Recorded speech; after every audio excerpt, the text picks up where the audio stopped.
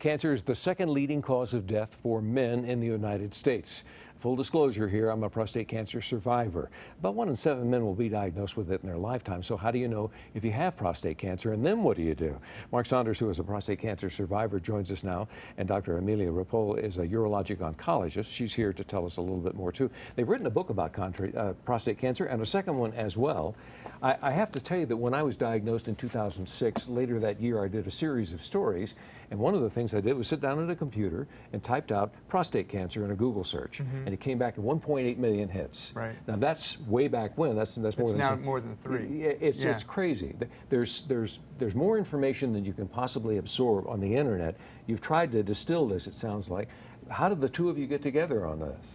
Go ahead. Go ahead. No, you first. Okay. So it was approximately 10 years ago, I would say, when Mark was diagnosed with prostate cancer. And he's your patient. And he's my patient. Okay. Yeah.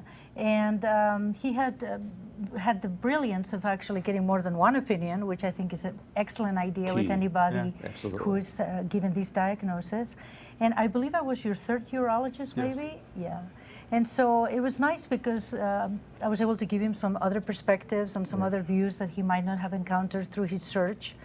And then we looked at each other and we said, you know, I had the dream of writing a book and kind of put together all those years of experience, you know. I know I look young, but that's 25 years or more. You do look young. Thank you. And Mark gave me that opportunity because here, you know, I'm not an English speaker, native speaker, so my English sometimes has its quirks. And Mark, of course, was an editor and a writer, and he says, let me help you with your dream and let us make a difference. Let us help other men, you know, find this very difficult information in a way that they can, you know, get to it easily. Mark, how are you doing? What's your situation? I'm healthy. What treatment did you choose? Well, I chose active surveillance, so it's basically a total lifestyle change. The wait and watch. What's that? The waiting and watching. No, more than waiting and watching. Okay. Waiting and watching is something you do that's sort of a passive. This is way active. Okay. So what you're doing way active in what way? Lifestyle changes, diet, health. I had to drop a bunch of emotional baggage by the side of the road. I had to get my back fixed. A bunch of things, and all of a sudden, cancer's gone. And you know, biopsies, PSA tests, MRIs, it's gone. And so, great, that was 10 years ago. And here I am today wanting to give back with the book that you have, which is essentially, if I came to see Dr. Ripoll, this book would distill that first 3 or 4 visits into something that you can walk around and figure out how to use. Yeah, your second book now. The second book, it's twice as big. It's so twice what's as big. in there? This is a book for men who have had prostate cancer.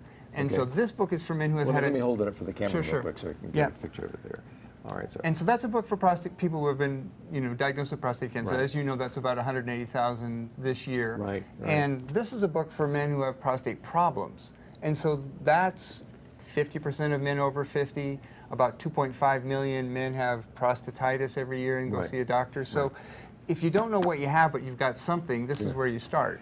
This is Prostate Cancer, New Approach to Treatment and Healing, and this is the compact guide to the diagnosis and health. Let me encourage you to expound upon what you said. If you have been diagnosed with prostate cancer, or if someone you know or love has been diagnosed with it, get the second opinion, maybe a third, as Mark did in his case, and be sure that you get an informed choice before you take any immediate action. There's no do-overs here. That's right. That's very well put, because the cure can be worse than the problem itself. Right, and the side effects, you know, as we all know, and the biggest two are incontinence and impotency. Quality of life. Right, and so, Well, go ahead. I was just going to say thank you both for being here. We appreciate you being a lot of great information, and we'll make sure that people get this an opportunity to find out about this on kwgn.com. Thank you. Thank you. It's a pleasure. Thanks, guys.